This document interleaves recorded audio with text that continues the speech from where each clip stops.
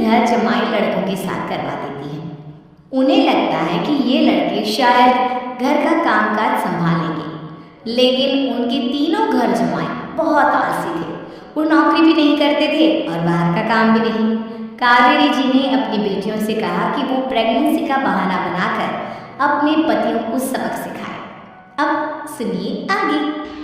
Mummy, आपने जैसा कहा था हमने वैसा ही किया, लेकिन देखिए ना, विवेक का हाल तो वैसा का वैसा ही है। घर में ना सुबह का नाश्ता बनता है और ना खाना। नौकरी पर जाने की बात करो तो खाने को दौड़ते हैं मुझे। हाँ मम्मी, मैंने भी सुमित को कितनी बार कहा कि अगर नौकरी नहीं करनी तो कोई छोटी सी दुकान ही खोल लो, घर का खर्चा कैसे चलेगा। देखो दोपहर के 12 बजने आए और जनाब अभी तक सो रहे हैं। हाँ मम्मी, ईशा और सुहाना ठीक कहती हैं। अविनाश का भी यही हाल है। जब मैंने अपनी प्रेगनेंसी के बारे में कहा तो मुझसे कहने लगा, अरे दूसरी लड़कियां तो 9 महीने तक नौकरी करती है, बस डिलीवरी के टाइम छुट्टी लेती है। मोहिनी, तुम भी नौकरी करो। अब मुझे कहाँ नौकरी मिलेगी। मम्मी बताओ अब मैं क्या करूँ।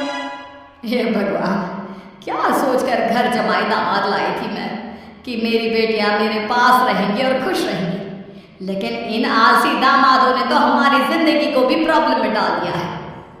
मैं तो कहती हूँ मम्मी, हम लोग वापस अपनी जॉब पर जाना शुरू कर देते हैं। बता देते हैं इन लोगों को कि हमने प्रेगनेंसी का बहाना किया है। नहीं नहीं बेटा, ऐसी गलती भी मत करना। अगर तुमने ऐसा किया तो इन तीनों की आदत और खराब हो जाएगी। अरे आज नहीं तो कल कभी तो तुम प्रेग्नेंट होगी, तब वापस यही प्रॉब्लम आएगी, तब क्या करोगी तुम तीनों। हाँ मम्मी, आपकी बात तो बिल्कुल सही है।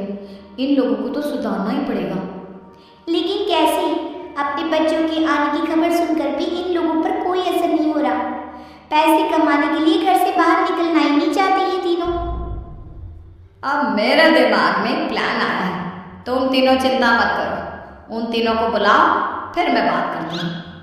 थोड़ी देर बाद कावेरी जी अपने तीनों दामादों को सामने बुलाकर अपनी बात कहना शुरू करती हैं। अविनाश, सुमित और विवेक, देखो बेटा, मैं ना तुम तीनों से बड़ा प्यार करती हूँ, इसीलिए तो तुम्हें घर जमाई बना कर रखा है मैंने। अरे मम्मी जी, सीधे सीधे कहिए ना, क्या बात है। प्यार तो हम भी आपको बहुत करते हैं। अरे मम्मी जी, आपकी इज्जत भी बहुत करते हैं। अरे भाई, आपके जैसी सास और कमाने वाली बीवी सबको मिलती है क्या? हाँ मम्मी, विवेक और सुमित ठीक कह रहे हैं। आपकी बेटी से शादी करके मेरी तो जिंदगी ही अच्छी होगी है। जानती हूँ मैं, और ये भी जानती हूँ कि तुम तीनों अपने अपनी बीवियों से बहुत प्यार करते हो। बेटा, बात ऐसी है कि हमारे कुल गुरु ने कहा है कि प्रेग्नेंट होने के बाद मेरी तीनों बेटियां शुरू के 4 महीने हमारे गांव में जाकर रहेगी, जहां मेरे चाचा जी रहते हैं। अरे लेकिन क्यों मम्मी, गांव में जाकर रहने की क्या जरूरत है इन तीनों को। वो क्या है ना बेटा, हमारे परिवार को एक श्राप है। अगर मेरी बेटियों ने यहाँ पर बच्चा पैदा करने की कोशिश की तो उनके बच्चों को कुछ भी हो सकता है। इसलिए अब से लेकर 4 महीने पूरे होने तक इन्हें गांव वाले घर में रहना पड़ेगा। हाँ, तो इसमें प्रॉब्लम क्या है मम्मी जी? हम भी वहाँ जाकर रहेंगे, पिकनिक मनाएंगे। अरे भाई बीवी जहाँ, हम भी वहाँ। हाँ यार, आइडिया तो बहुत अच्छा है। शहर की ज़िंदगी में रह रहकर परेशान हो चुके हैं, अब कुछ दिन गांव में बिताएंगे। तुम लोग समझने की कोशिश क्यों नहीं करते? तुम में से कोई भी वहाँ नहीं जा सकता, और मैं यहाँ रहूँगी ना तुम तीनों के साथ। 4 महीने की तो बात है, उसके बाद ये तीनों ही लौट कर आ जाएंगी। ठीक है मम्मी जी, अब हमारे बच्चों का सवाल है तो ये तो करना ही पड़ेगा। कावेरी अपनी तीनों बेटियों को कुछ दिन के लिए घर से बाहर कहीं दूसरे शहर में रहने के लिए भेज देती है। कुछ दिनों के बाद, अरे मम्मी जी, बहुत दिन से पिज्ज़ा नहीं खाया, मंगवाइए ना। क्या बताऊँ बेटा, पहले तो बेटियाँ खर्चा दे देती थी क्योंकि उनकी नौकरी थी, लेकिन अब तो मेरे पास पैसे ही नहीं बचे। थोड़े बहुत पैसे हैं जो बच्चों की डिलीवरी में काम आएंगे। लेकिन मम्मी जी, आपकी बेटियों को वापस आने में तो अभी बहुत वक्त बाकी है। वही सोच सोच कर परेशान हो रही हूँ। सोच रही हूँ कल से दूध भी बंद करवा देती हूँ। अब दूध वाले को देने के लिए पैसे भी तो नहीं है ना। अरे नहीं नहीं मम्मी जी, अगर दूध भी बंद करवा दोगी तो मुझे चाय कहाँ से मिलेगी? चाय के बिना मैं तो मर ही जाऊंगा।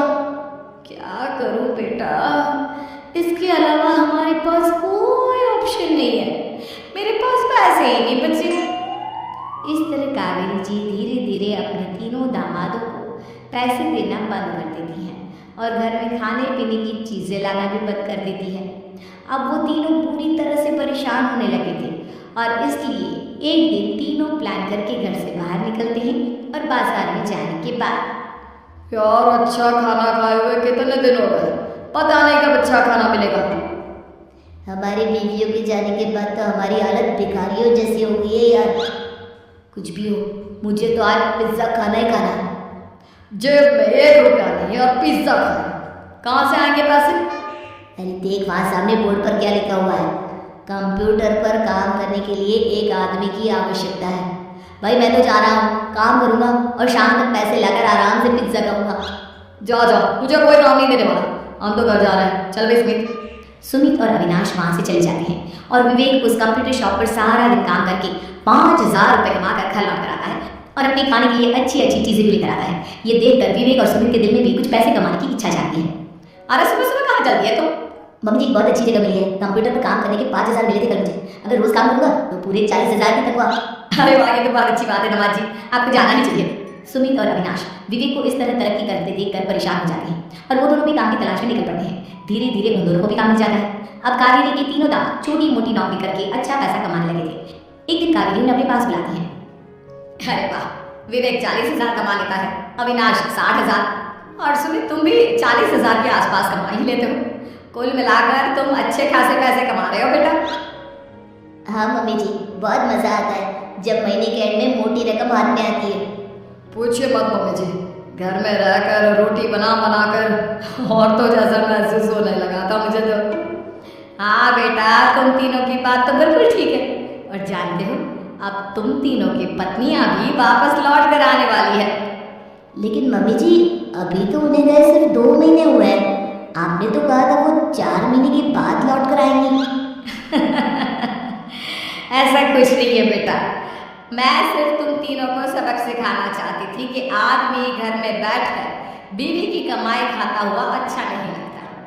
इस दुनिया में हर इंसान को मेहनत करनी चाहिए, काम करना चाहिए, चाहे वो औरत हो या आदमी, ताकि अपने परिवार को संभाल सके। कावेरी की बात सुनकर उन तीनों को अपनी गलती का एहसास होता है और कावेरी उन्हें सच बता देती है कि ईशा, सुहाना और मोहिनी शहर में ही कहीं दूसरी जगह रह रहे थे। शाम के वक्त उन तीनों की पत्नियां लौट कर आ जाती हैं और कावेरी जी का परिवार एक खुशहाल परिवार की तरह रहने लगता है।